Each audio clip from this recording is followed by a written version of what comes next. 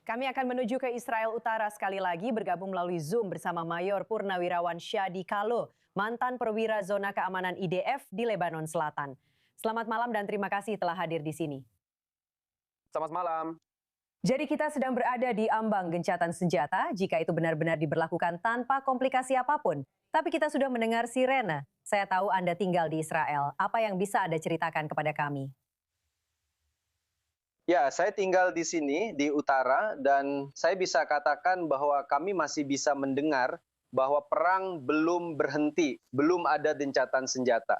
Karena masih 1 jam lagi menuju gencatan senjata. Kami melihat, kami mendengar misil, kami mendengar pencegatan, kami mendengar ledakan, kami mendengar suara jet tempur. Itu adalah jet tempur yang masuk ke Lebanon untuk merespon serangan roket dengan menyerang markas Hizbullah dan peluncur misil. Dan itulah yang sedang terjadi di sini di front utara saat ini. Jadi kamu benar-benar tidak akan tahu bahwa gencatan senjata akan segera dimulai. Kedengarannya kamu tahu ada sekitar 40 menit atau sedikit lebih dari 40 menit sampai semuanya tenang. Apakah itu mungkin? Kami sudah terbiasa dengan jenis perjanjian damai seperti ini, atau perjanjian gencatan senjata seperti yang mereka sebut. Karena setiap kali mereka memiliki perjanjian gencatan senjata, kami tahu dari Hamas maupun Hizbullah bahwa sikapnya selalu sama, bahwa mereka akan memperluas serangan roket di menit-menit terakhir untuk menunjukkan bahwa merekalah yang mengakhiri serangan tersebut. Dan mereka terus menyerang sampai menit terakhir untuk menunjukkan kepada penonton dan pendukung mereka bahwa merekalah pemenangnya. Seperti yang mereka coba tampilkan di media Lebanon. Tapi izinkan saya memberitahu Anda sesuatu karena ini sangat penting. Dan saya tahu mengikuti program Anda dan 24 News English juga didengar di bagian lain dunia termasuk Lebanon. Orang-orang ini kalah perang, Hizbullah kalah perang. Dia kehilangan wilayah di Lebanon Selatan. Kota-kota mereka hancur. Infrastruktur mereka hancur, banyak anggota yang terbunuh. Banyak warga yang mengungsi. Itu adalah warga mereka, itu adalah pendukung Syiah mereka yang membiarkan rumah mereka digunakan. Sekarang mereka mengungsi dan mereka tidak akan bisa kembali sampai mereka meletakkan senjata mereka. Dan jika mereka tidak meletakkan senjata mereka, dan jika pemerintah Lebanon tidak benar-benar bertindak untuk membubarkan mereka, maka kesepakatan gencatan senjata yang berlangsung 10 hari ini tidak akan bertahan lama. Saya tidak melihat ada gencatan senjata yang akan bertahan jika Hizbullah dan jika tentara Lebanon tidak mulai secara fisik melucuti dan membubarkan kelompok ini, Hizbullah. Dan ujian itu adalah ujian lain bagi mereka. Bayangkan jika dalam 5 hari kita tidak mencapai kesepakatan dengan Iran. Dan seperti yang dijanjikan oleh Trump, dia akan melanjutkan perang jika ini tidak terjadi. Apakah Hizbullah akan bergabung lagi dengan Iran? Ini adalah sebuah pertanyaan. Jika sesuatu terjadi, tentu saja. Apakah Hizbullah akan membubarkan diri sesuai dengan apa yang dijanjikan pemerintah Lebanon kepada Presiden Trump? Dan Benjamin Netanyahu juga dijanjikan, dan dia setuju dengan kesepakatan ini. Ini adalah pertanyaan lain.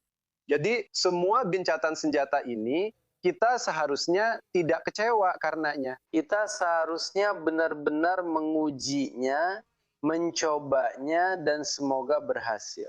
Karena jika itu tidak berhasil, kita selalu punya kemampuan untuk melanjutkan perang dan terus membubarkan kelompok Hizbullah ini sendiri. Jadi apa yang akan membuat gencatan senjata ini berhasil? Karena pada akhirnya seperti yang sudah kita katakan, mereka menginginkan kedaulatan dan pasukan militer mereka sendiri akan mampu menghadapi Hizbullah. Tapi apakah mereka benar-benar mampu melakukan itu? Ya, kita sudah tahu itu, tapi kita ingin punya yang lain. Beri mereka kesempatan lagi untuk melaksanakan janji-janji mereka kepada komunitas internasional dan kepada kami. Karena mereka berjanji untuk melakukannya dan membubarkan Hizbullah, serta mulai mengambil tindakan nyata untuk itu. Jika mereka tidak mulai mengambil tindakan nyata untuk itu, maka kami bisa melanjutkan. Kami masih menguasai wilayah itu. Kami masih menguasai seluruh wilayah yang disebutkan oleh Perdana Menteri kami Benjamin Netanyahu, yaitu jarak 10 km dari perbatasan kami. Kami bisa terus bertempur, tentara masih ada di sana. Kami bisa terus bertempur setelahnya. Dan perang ini, jika mereka tidak melaksanakan kesepakatan atau janji mereka kepada komunitas internasional dan kepada Presiden Trump, ini sangat sederhana. Dan kenapa ini penting? Ini penting untuk memberi mereka kesempatan lagi. Kami tidak ingin bertempur hanya untuk bertempur. Kami ingin mencapai tujuan kami. Dan tujuan kami adalah untuk membubarkan Hizbullah. Jika kami bisa melakukannya secara damai, itu lebih baik. Jadi mari kita beri mereka kesempatan lagi. Biarkan mereka mencoba. Jika tidak, kami selalu punya opsi untuk kembali berperang dan mewujudkan tujuan kami, agar tujuan kami tercapai atau terlaksana.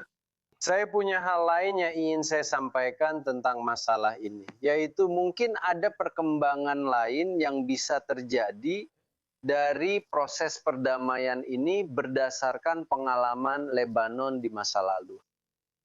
Ketika perjanjian 17 Mei 1983,